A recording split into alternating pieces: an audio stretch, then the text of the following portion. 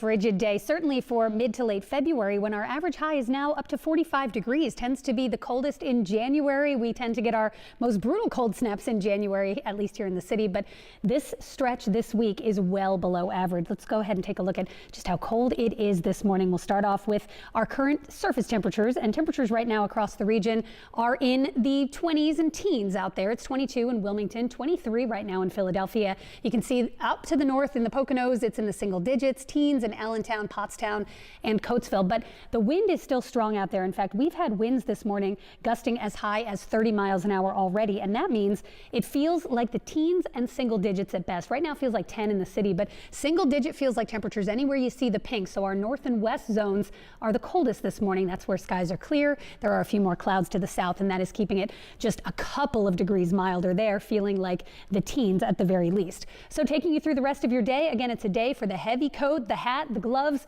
the whole 9 yards, because it is going to be bitter. Temperatures only in the 20s, will stay sub-freezing all day long, and it will feel no better than the teens. 9 a.m. even with sunshine, it may feel as cold as 8 degrees. Wind gusts currently are over 30 miles an hour, and that is making conditions difficult for fire crews. Coming up, we'll have more on that, the conditions and just how bad it's going to get as we go through the day as crews work to battle that blaze in Abington. For now, though, let's send it over to Kim Hudson for a check on traffic. Good morning. Into your office building or the school today. It is bitterly cold outside this morning. Temperatures are in the teens, feeling like the single digits. We even have sub-zero feels like temperatures in the Poconos. It is pretty quiet out there. The wind has dried out everything from the weekend, so the rain has moved on out, and we're not really looking at much in the way of icing because there's been so much wind that everything has dried out. So that is the only real good news. Anything that does look wet, it's going to be ice today, and certainly that is providing some problems and complications for the firefighting crews there. We're at 22 degrees right now in the city with winds gusting to 31 miles an hour already, and those winds are going to be strong all day long. We're going to keep gusts right around 30, not talking 50 or 60 mile per hour gusts, but strong enough that 29 will not feel much better than maybe 16, 17 degrees today. So definitely dress for the cold. Dress like it's about 10 degrees colder than maybe your phone tells you it is, because that's what it's going to feel like. And in the Poconos, if you're planning on, if you have the day off today perhaps and you want to head up and do some skiing, snowboarding, there is a cold weather advisory for Carbon and Monroe counties until 10 a.m. this morning, and that means it's making it feel basically like 15 below zero. That's where our wind chills are in the Poconos.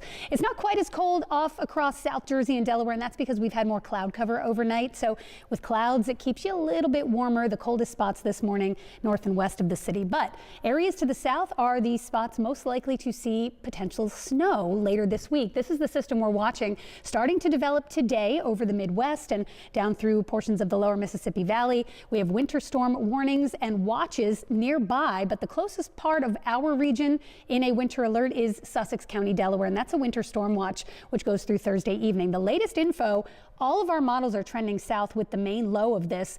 Best chance, greatest likelihood of any accumulating snow now looks to be far to the south. That Arctic upper low that swings in behind it could bring some flakes to the area, but let's go ahead and pull up our national map, and I just want to take you through the timing of this. We'll start this Wednesday afternoon and take a look at our area as we watch this storm take shape, and you can see we may get brushed by the northern edge of this, but most of the accumulating snow threat stays out to sea. It's this upper low behind it that could bring us the threat for, once again, some light snow or flurries as we head into your Thursday. So a quick look at your next weather 7-day forecast. You can see we do still have a next weather alert for Thursday. As of now, I think it's mainly areas well to the south, and then after that, the cold does begin to ease just a bit as we head into the weekend and next week. Kim, I'll send it